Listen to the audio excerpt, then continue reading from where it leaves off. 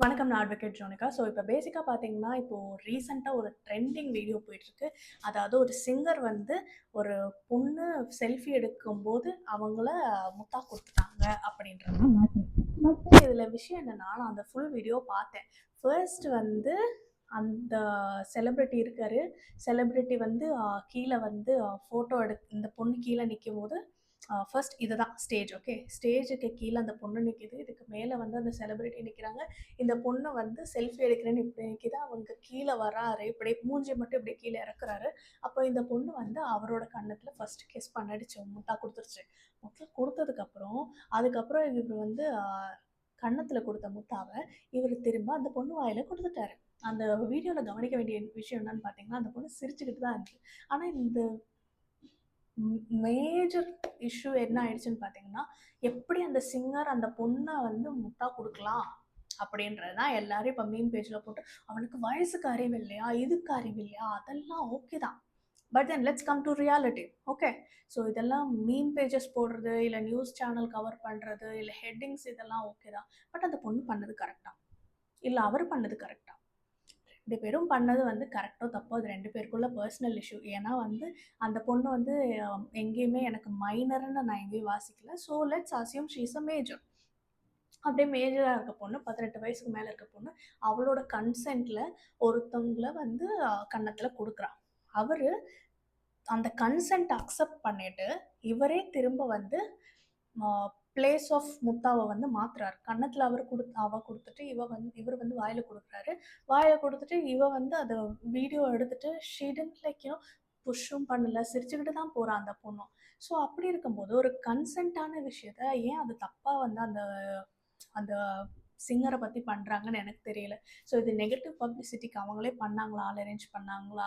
இல்ல வந்து நிஜமாவே இவங்க வந்து அந்த பொண்ணு சந்தோஷமா தான் போச்சா? இல்ல அந்த பொண்ணுக்கு வந்து அந்த டைம்ல ஆக்வர்டா இருந்ததா? அதெல்லாம் விட்டுடுங்க. பட் அந்த வீடியோ படி ஃபர்ஸ்ட் அந்த பொண்ணு தானே பண்ணுச்சு. அத கட் பண்ணிட்டு எல்லாரும் வந்து அவரு தான் ஃபர்ஸ்ட் பண்ண மாரி நெறைய இடத்துல போடுறாங்க. That is not right. ஏன்னா அவர் வந்து நாளைக்கு இது மாரி டிஃபமேஷன் பண்றாங்க. தப்பான இன்ஃபர்மேஷன் பரப்புறாங்கன்னு ஏதாவது சேனல் மேல 2, 3 கேஸ் போட்டாருன்னா முடிஞ்சது. ஒண்ணு அந்த சேனல மூடி விட்டுருவாங்க. இல்லன்னா வந்து பயங்கரமா அ லா சூட்ல நெறைய காசுலாம் கேட்பாங்க. அதெல்லாம் பெரிய பிரச்சனையாகும். ஏன்னா, பெரிய பெரிய ஆளுங்க, பெரிய பெரிய பேரு சேர்த்து வச்சிருக்கவங்க கேஸ் போட்டாங்கன்னா, பெரிய பெரிய காசுக்கா கேட்பாங்க. ஸோ அவங்களுக்கு வந்து ரூ. 1000 ரூ. 2000 இப்போதைக்கு பெருசா இருக்காது. அவங்களுக்கு வந்து ஒரு 50,00,000 50,00,00,000 அப்படின்னா சும்மா போடுப்பா 10 ஜீரோவ சேர்த்து போடுப்பா அப்படின்னு வக்கீல்ட்ட சொல்லிட்டு போயிருவாங்க. ஸோ அவங்க வந்து சியூட் எல்லாம் வந்து போட்டாச்சுன்னா பிரச்சனையா போயிடும். பட் தென் இன்னொரு ஒரு கொஸ்டினும் இருக்கு. ஸோ இப்போ லீகல்ன்றத தாண்டி அவங்க தார்மீகமா இது கரெக்ட்டா இல்லையா அப்படின்னு கேட்குறாங்க. இப்போ ஒரு பொண்ணு வந்து உங்களுக்கு முத்தா குடுக்குதுன்னா, திரும்ப நீங்க குடுப்பீங்களா அப்படின்னா, லெட்ஸ் பி லாஜிக்கல். எனக்கு வந்து யாராவதுன்னா இட்ஸ் லைக் எனக்கு அப்ரூவ் பண்ண பெர்சன் வந்து எனக்கு கன்னத்துல குடுத்துருந்தாங்க அப்படின்னா, எனக்கு புடிச்சிருந்தா நான் திரும்ப குடுக்க போறேன். பிடிக்கலன்னா I am just going to say no I am not interested. ஆனா இது ஒரு செலிபிரிட்டின்ற இடத்துல அவங்க வந்து ஒரு பொண்ணு குடுத்துட்டு அந்த பெர்சன் வந்து அந்த சிங்கர் வந்து அந்த இடத்துல ஹியூமனா யோசிக்கணுமா? இல்ல வந்து சிங்கரா யோசிக்கணுமா? இல்ல வந்து இது தப்பா போயிருமான்னு யோசிக்கணுமா?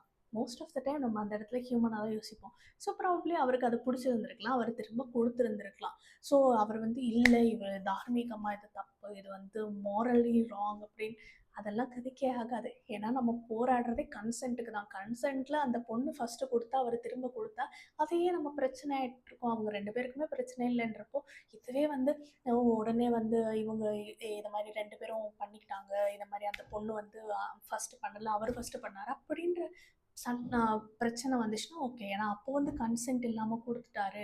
அவரோட பொசிஷன எக்ஸ்ப்ளாய்ட் பண்ணிட்டாரு அப்படின்னா ஓகே.